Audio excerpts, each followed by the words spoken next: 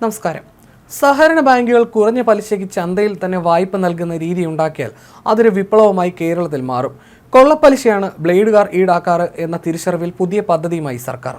ചന്തകളിൽ ഏകദിന വായ്പയൊരുക്കാൻ റീകൂപ്പ് പദ്ധതിയുമായി സഹകരണ വകുപ്പ് എത്തുമ്പോൾ സാധാരണ കച്ചവടക്കാർക്ക് ചൂഷണങ്ങളിൽ നിന്നുള്ള മോചനം കൂടിയാകും. നേരിട്ട് പരിചയമുള്ള കച്ചവടക്കാർക്കും വഴിയോര വിൽപ്പനക്കാർക്കും റീകൂപ്പർമാർക്ക് പണം എളുപ്പം നൽകാനും തിരിച്ചു വാങ്ങാനുമാകും. രാവിലെ സാധനങ്ങൾ വാങ്ങാനുള്ള പണം റീകൂപ്പർമാരിൽ നിന്ന് വാങ്ങുകയും അത് വിറ്റുകിട്ടുന്ന പണം കൊണ്ട് തിരിച്ചടയ്ക്കുകയും ചെയ്യുക എന്നതാണ് പദ്ധതി ലക്ഷ്യം വെക്കുന്നത്. പിണറായി സർക്കാരിന്റെ കീഴിലെ കയ്യടി നേടുന്ന പദ്ധതിയായി ഇത് മാറുമെന്നാണ് വിലയിരുത്തൽ. അതുകൊണ്ട് തന്നെ ആ ഗൗരവത്തിലുള്ള ആസൂത്രണവും ചർച്ചകളുമാണ് ഈ ഘട്ടത്തിൽ നടക്കുന്നത്.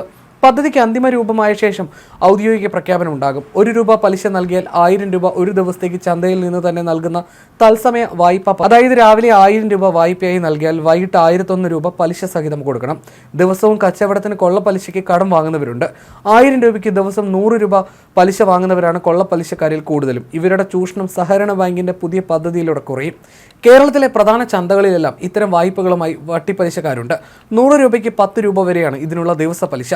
മൈക്രോ ഫിനാൻസ് സ്ഥാപനങ്ങളും വലിയ പലിശ ഈടാക്കി പണം നൽകുന്നുണ്ട്. ഈ ചൂഷണം തടഞ്ഞ് ചെറുകിട വഴിയോര കച്ചവടക്കാരെ അടക്കം സഹായിക്കാനാണ് സഹകരണ ബാങ്കുകളുടെ ഫണ്ട് ഉപയോഗിച്ച് റീകൂപ്പർമാർ വായ്പ നൽകുക. സഹകരണ കൺസോർഷ്യം രീതിയിലാണ് പദ്ധതി. പ്രത്യേകം മൊബൈൽ ആപ്പ് ഉപയോഗിച്ചായിരിക്കും തത്സമയ വായ്പ നൽകുക. ഓരോ പ്രദേശത്തും പ്രത്യേകം റീകൂപ്പർമാരെ വായ്പ വിതരണത്തിന് നിയോഗിക്കുന്ന വ്യക്തികളെയാണ് ഇത്തരത്തിൽ വിശേഷിപ്പിക്കുന്നത്. അവരെ ഇതിനായി നിയോഗിക്കും. നിക്ഷേപ വായ്പാ പിരിവുകാരെയും ഇതിന് ഉപയോഗിക്കുന്നതും പരിഗണനയിലാണ്. ഓരോ ₹1000 അതിന്റെ പലിശയായി കണക്കാക്കുന്ന ₹1 ആദ്യമേ നൽകണം. മുതലിനത്തിലുള്ള തുക അന്ന് തന്നെ തിരിച്ചടയ്ക്കണം. വായ്പാ വിതരണത്തിനുള്ള തടസ്സങ്ങളും നടപടിക്രമങ്ങളും ഒഴിവാക്കാനും കഴിയും. നൂലാമാലകളില്ലാത്ത വായ്പയാണ് ലക്ഷ്യം. തിരിച്ചടവ് സുരക്ഷ ഉറപ്പാക്കാനുള്ള ആലോചനകൾ സഹകരണ വകുപ്പിൽ നടക്കുന്നുണ്ട്.